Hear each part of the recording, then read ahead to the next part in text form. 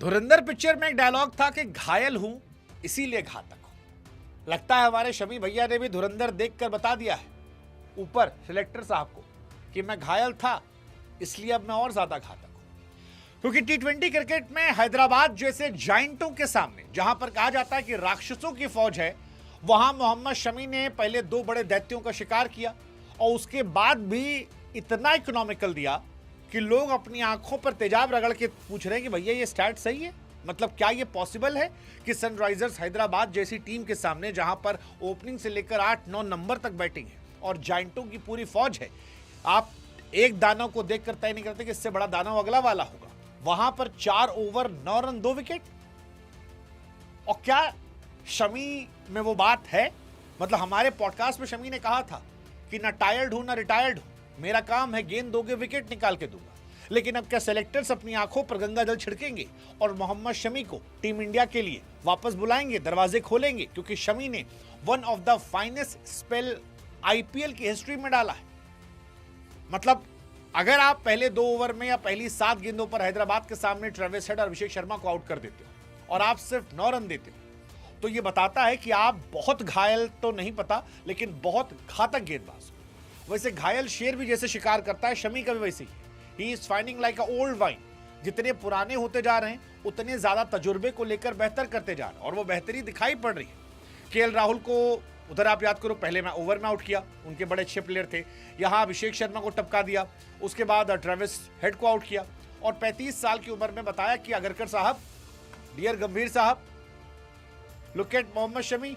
मतलब टी20 में तो बॉलर उन्हें मानते ही नहीं हो, भगवान जाने क्यों। लेकिन चाहे हो टी20 या हो ओडीआई, आप मोहम्मद शमी के बिना मत सोचो। एंड आई ट्रूली बिलीव कि जिस तरह मोहम्मद शमी गेंदबाजी कर रहे हैं, चाहे वो टी20 फॉर्मेट हो या फिर 2027 का ओडीआई वर्ल्ड कप, आपको उन्हें सोचना चाहिए। मतलब अगर हम अपने लेजेंड्स को रिस्पेक्ट देते हैं, जिसमें हमारे पास विराट कोहली, रोहित शर्मा है, तो सेम लेवल पे आपको मोहम्मद शमी को भी रिस्पेक्ट देनी पड़ेगी। क्योंकि मोहम्मद शमी बहुत बहुत बहुत बहुत घातक बॉलर है। 17 डॉट बॉल इस आदमी ने डाली है, 2.2 की इकॉनमी है। मतलब आप सोचो 24 गेंदों में 17 डॉट बॉल, कितने पेड़ लगवा दिया चारों तरफ।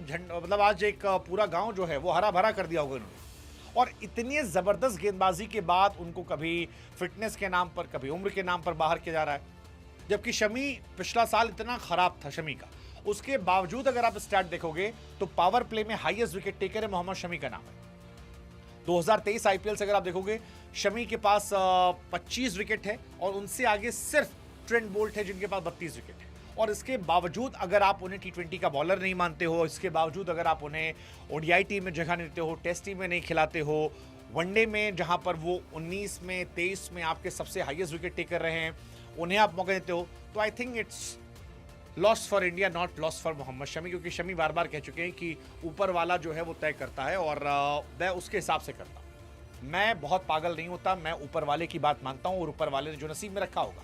लेकिन शमी का साथ ऊपर वाला दे रहा है, शमी अपना साथ दे रहे हैं और कमबैक करने के लिए पूरा जोर लगा रहे हैं। और ये जोर देखकर भी अगर कोई अपनी आंखें हटा ले तो फिर भगवान ही जाने उसे सिलेक्टर किसने बनाया। मुझे लगता है कि उस इंसान को सबसे पहले सिलेक्शन कमेटी से हटाना चाहिए जो इस तरह काम करेगा। मतलब ट्रेविस हेड, अभिषेक शर्मा को हटाना, पहले 10 ओवर में 4 ओवर डालना और उसके बाद 35 रन पर 4 विकेट गिरे हैदराबाद के। आई थिंक हैदराबाद का ये वर्स्ट 10 ओवर वाला आज खोटा था, इससे गंदा कोई नहीं खेल सकता। और ये शमी ने किया है।